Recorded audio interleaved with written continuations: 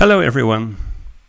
Webhooks are a well-established technology that you can use to let Transposit generate new incidents automatically as part of your team's incident resolution processes. As an example, one of the many webhook-enabled technologies out there is New Relic that lets you, as you can see, add new webhook destinations and workflows, and which will then send notifications, such as when we send a test notification, as you can see here.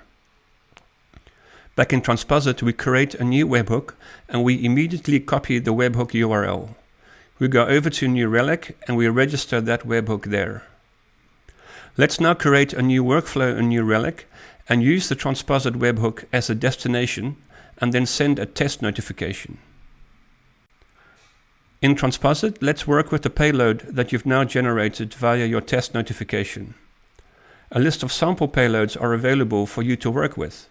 However, since you've already sent an alert via your webhook, you can click the Refetch Payload button to import that payload that you've just sent. Now that we've imported the payload, we can use the visual tools in Transposit by clicking the plus icons in the left margin of the editor, where the payload is found, to extract the parts of it that are useful and that we'd like to integrate into the alert messages that will be passed to our incident responders whenever an alert comes in from New Relic. Next, we map the fields extracted from the payload to the fields that make up our alert. As you can see with the priority field, without needing to do any coding, we can easily map the incoming payload to the format expected by Transposit. We can also set paging rules, which is a theme for a separate overview.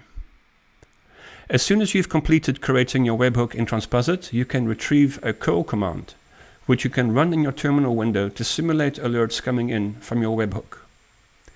In the Alerts tab, notice the alerts that have come in via your curl command in the terminal or via the notification that has been sent from New Relic.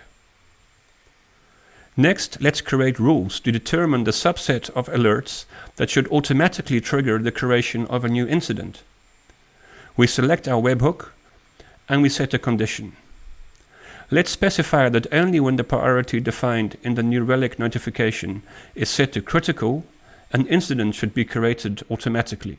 Now that we've set this, notice that when an alert conforming to the condition we've set is received via our webhook, a new incident is created.